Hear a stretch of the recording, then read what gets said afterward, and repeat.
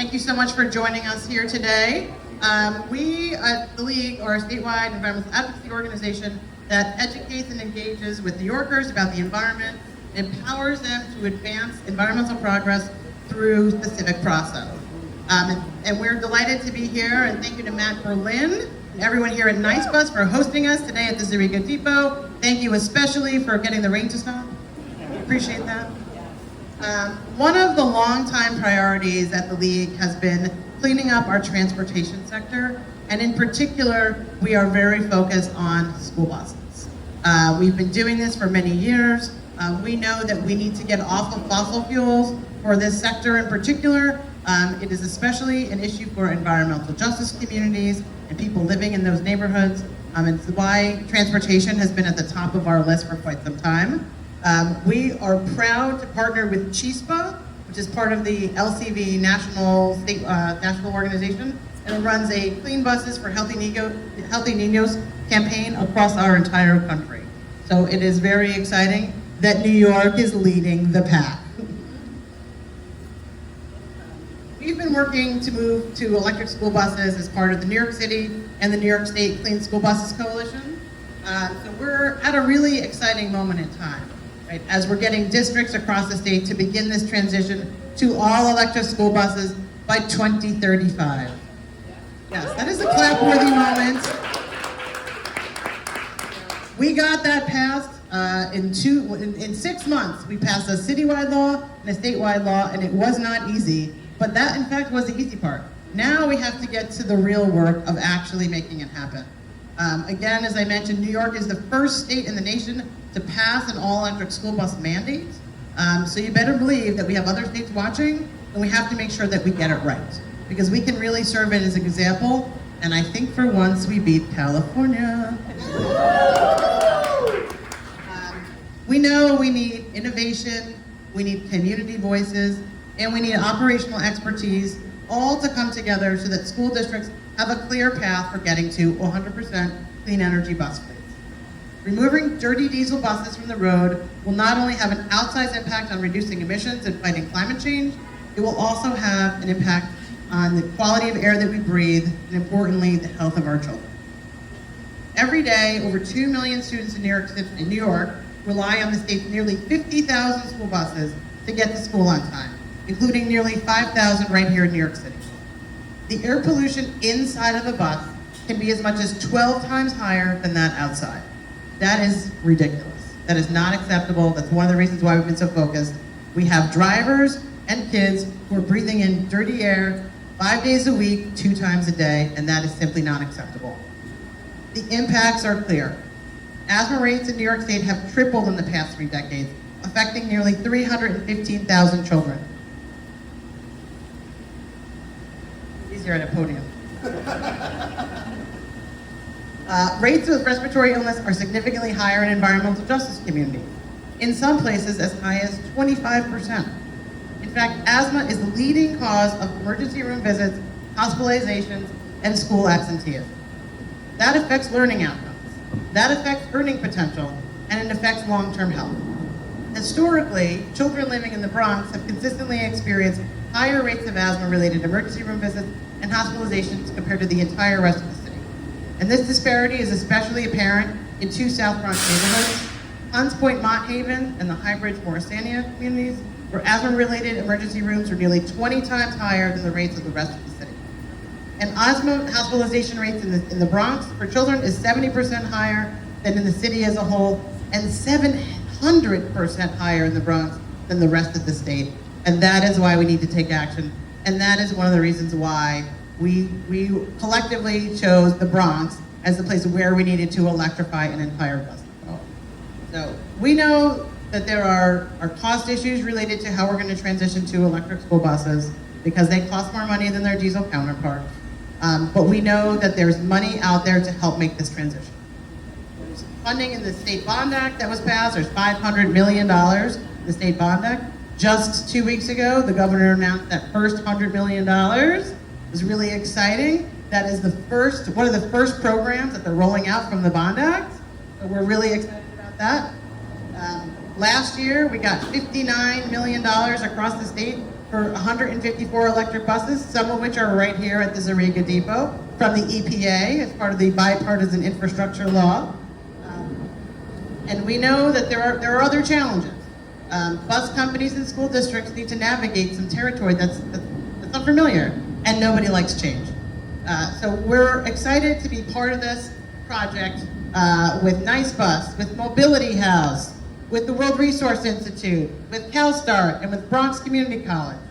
Our joint project, which is electrifying school buses in the Bronx and beyond, was awarded NYSERDA's $8 million Clean Transportation Prize last year. Right? Thank you to NYSERDA. That's helping us to develop a framework to accelerate deployment of electric school buses, and that's why we're doing it right here in the Bronx. As I mentioned before, we have a lot of bad statistics here for the Bronx, and in particular, it's at its 98th percentile nationally for air pollution caused by diesel engines. Think about what that means for this community. So we need to make these changes. We're really excited for you to all be here today. We're excited for the work that Matt is doing in particular to help us electrify an entire fleet, and making sure that we're educating our communities about it, including making sure that we have jobs and job training out there so that it's not just one transition. People need to know how we're doing things differently. So thank you for joining us this morning to learn more about electric school buses and how it's helping here in this community. And I'm going to turn it over to Matt Berlin. Welcome to NYCSBUS Zerega Depot. We should really all, we're here to talk about electric school buses. Julie and the team at NYLCV have really been working over the past 5-6 years to make New York State a leader for electric school buses. This wouldn't be happening if it weren't for the hard work of advocates like NYLCV, like the folks at Empire Clean Cities, like others. It's really exciting what we're doing. So this is our Bronx Depot. We're a company called NYCSBUS. I'm Matt Berlin. I'm the CEO. And we are a citywide school bus company. We have about 800 buses, 1,600 employees, revenue of $190 million, and we operate 800 bus routes across New York City, and we are working to electrify quickly. We're a non-profit bus company. So we bought the assets of another New York City bus company about 2 years and 1 month ago, and as a non-profit, our goal is to improve school busing. So I don't need to tell Rima, I don't know if Gina's here from the Public Advocate, but school busing in New York City, we spend $1.5 billion on school busing every year. And I think there's consensus that we could get more from that. Similarly, we have a challenge around pollution and around electrification, right? The state has mandated that all buses be electric by 2035. There'll be no internal combustion buses sold after 2027. And I think there's some worry that here in New York State, we're not moving past it. And so NYCSBUS is a nonprofit. One of our goals is to make changes in school busing and make changes around electrification. So it's a challenge to electrify a bus depot. We've been at it for a little over a year, and we're running into maybe 5 kinds of challenges. So one of them is around what equipment to buy, right? This is all very, very new equipment. There are a lot more manufacturers of buses, and suddenly you gotta worry about chargers. And so it's hard for a company to know what to buy. We've also got a challenge around the grid, right? Allison and the folks from Con Ed we're working very closely with, but the traditional paradigm, and I think I'm getting this right, is, and I sort of made the joke earlier, that when you need electric power at a facility, the utility kind of adds up everything, right? They say, all right, if you're building the Waldorf Astoria, this is the exact comment I made earlier, so I'm recycling the joke, but they look and say, look, what if you turn on all the dryers and laundry and everyone's blow drying their hair, and the cafe has all the panini presses running, and that's the amount of power that runs. And if you do that, that's extremely expensive for the utility, it's extremely expensive for the operator. So we're working very closely with the utility on how we can manage that, and we're lucky, I'll talk in a moment, Julie mentioned this grant from NYSERDA, and one of our partners is Mobility House, so they've been working with Con Ed and us to try to understand how we can use software, use computers to manage the load, so that there is no way we will turn on all the buses and charge them at once. That's an exciting development. This is the first location where we've ever received permission to use software to manage load. It is sort of in that way that people look back at sort of whatever, the zoning decision on the east side of Cleveland in 1922 that opened the way to zoning. Like, this is a really exciting place in the world of electrifying parking lots, right here. So that's a second challenge, is around working with utility. There's a third challenge around training, right? It is, I think, for a lot of people, the thought is that this transition is maybe a little bit like the transition from diesel to gasoline. It is not. It is completely different. It's different for, obviously, the mechanics, but also for the operators of the buses, and even the people that manage the depots. And one of our partners is Bronx Community College, and Clem's here somewhere, or maybe he's there, he is. So we are, as part of a project, developing a curriculum for bus mechanics, so they're able to manage these vehicles. And maybe the fourth challenge, the last one, is just the operation of the depot. I mean, if you think about what you see out here, right, we have a nice open depot. This depot is packed at the end of the day, and it's pretty easy to get buses in and out. And that's going to be hard when we have charging posts everywhere. So that is another challenge that we're going to work out, and that's what this project is. That's what we're here to celebrate today, is this project funded by NYCSBUS called Electrifying Buses in the Bronx and Beyond. And it's got, depending on how you count, 3 or 4 parts. So the first part is building the first and the model electric school bus depot for New York State, and we think the country right here at Zerega. So by next September, there are going to be 30 electric school buses operating out of here. And not only are they going to be sort of regular school bus operations, but we're going to be piloting taking energy from the batteries and putting it back into the building and back into the grid. And that has all sorts of benefits for resiliency and saving money.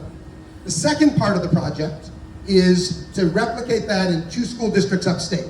And WRI, our partner in writing this grant, and CalSTART, which is the national nonprofit that works on environmental and electric and environmentally sustainable transportation, are going to work with 2 upstate school districts to mirror, to replicate what we've done. The third part of the project is, as I mentioned, is curriculum development.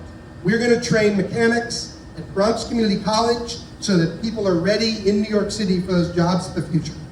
And then the fourth part is advocacy, because I sort of mentioned or alluded to at the beginning that, you know, school busing, we spend a lot of money, it's not clear we get a lot. There's a law that says you have to electrify buses, but it's not clear that the electrification is going to happen. And that's because we all have to constantly fight for it. We have to push. And that's what's exciting about our work with the New York Legal Conservation Voters, is it's not the sort of organization, they don't have the attitude of, the law is passed and let's stop. But the thought is that we continue. So thank you, welcome to this, and we're going to have Julie do a quick I'm really delighted that we have been joined by State Senator Natalia Fernandez, Assemblyman Michael Benedetto, Assemblywoman Yujalka Tapia. We have representatives from Senator Gillibrand's office, from Borough President Vanessa Gibson's office, you can go way back there, the Mayor's Office of Climate and Environmental Justice, Councilmember Oswaldo Felice, and I know we have a special guest coming shortly, but I'll hold off for right now on announcing. So with that, Sam is next. My name is Sam O'Crystal. I lead the school bus business for the Mobility House. We're a charging solutions company originally based in Munich, but we've been in the US for about 5 years. And our focus is on charge management. So the software, that's sort of the layer of intelligence on top of the chargers to do the optimization around energy and load limitation that Matt was talking about, also around schedule of the buses and trying to minimize the costs of the electricity. So I think after this, I'm going to be doing a little tour, although there's not a ton to look at yet, but to sort of explain the concept for the charging infrastructure at this site, both the first phase, which should be going in a couple months, and then the second phase, which is going to be the V2G capable charging that Matt talked about.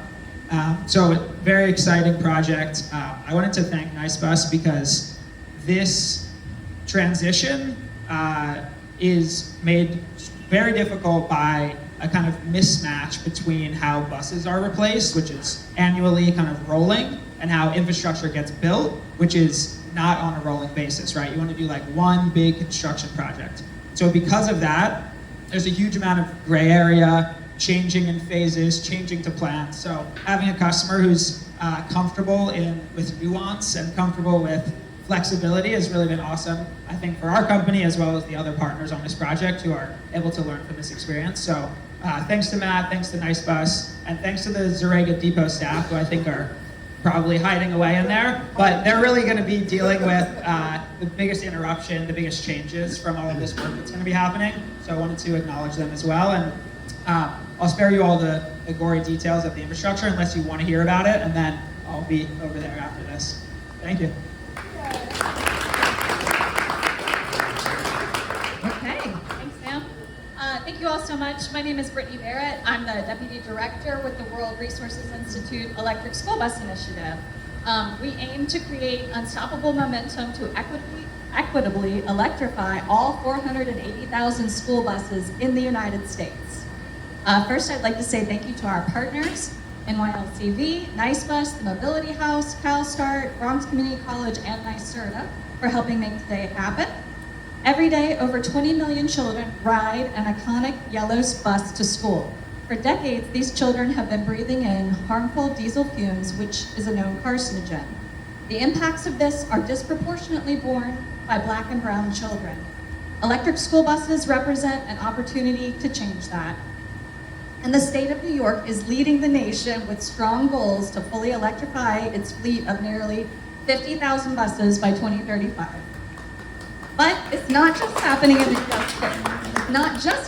New York. Over 6,000 of these cleaner and quieter rides are either ordered or in operation in 49 states, 4 territories, and 4 tribal nations, in part thanks to the EPA's Clean School Bus Program, which is providing $5 billion over 5 years. On top of this, as Julie mentioned, NYSERDA has also just opened their $100 million grant program, making these goals even more achievable. Projects such as electrifying school buses in the Bronx and beyond is helping to ensure that on-the-ground technical assistance is available and the transition happens equitably, including upskilling of the existing drivers and mechanics. WRI is honored to be a part of this effort, and I am excited to turn this back over to Matt, who's leading the charge for the next part of our event. So thank you all for being here. We really appreciate it. Look, I sort of made the joke about an electric bus bar mitzvah, but this really is a group effort, right? There are politicians here who are helping us make things happen, right? Rob from Bird Bus was up at 5 a.m. helping us get another bus here. Look, we also have folks that are thinking about the future, right? The folks with 9DOT, who we are not working with right now, but are trying to work with, are helping us think through other grid resilience. There are other advocates here. It's really exciting to work with everybody. We did have one or many challenges in planning this. One of them is that, it's kind of boring, right? Like a tour of the depot or something. So we thought we'd do Ron. So Ron is one of the drivers. He's been helping us out. We've all this time had an electric bus running. And you have heard or not heard how loud it is. Ron's gonna demonstrate a diesel bus. He's gonna turn one on for a second. We did think if we pulled it up here, it would be like a James Bond event, because everyone but now we had it warmed up, unfortunately, so it's not.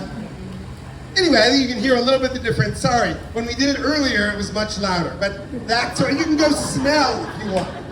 Anyway, that was the big finish. So you were welcome. You can definitely smell it. Yeah, you can smell it. So Ron, can you turn it off? Okay. All right. So thank you all.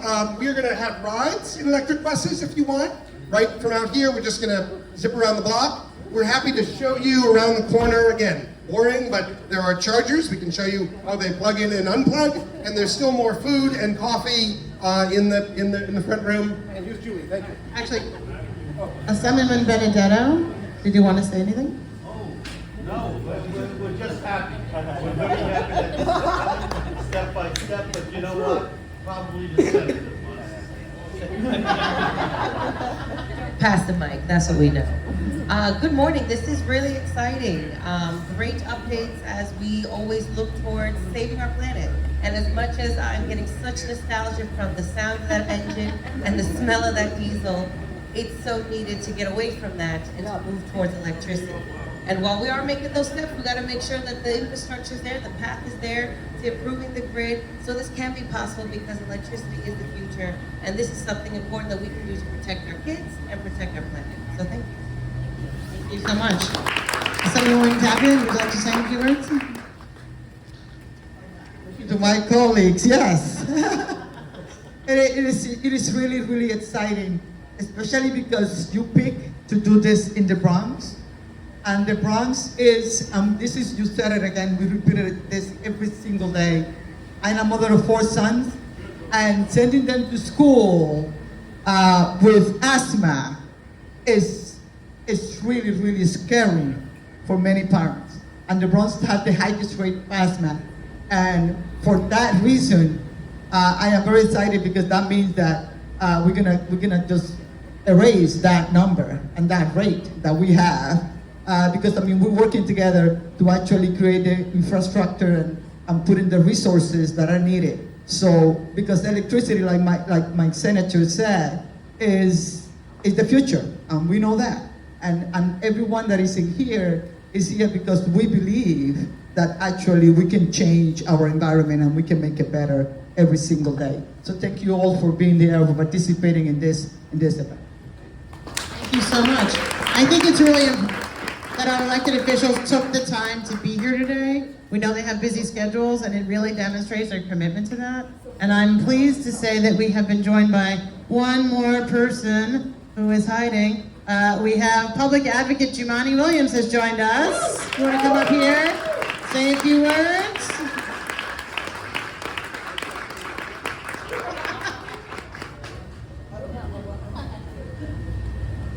You want to say a few words? Sorry, I was trying to turn my button on. I'm happy to be here with my colleagues and NYCSBUS. I'm looking forward to see what the hype is about, and I'm sure it is very exciting.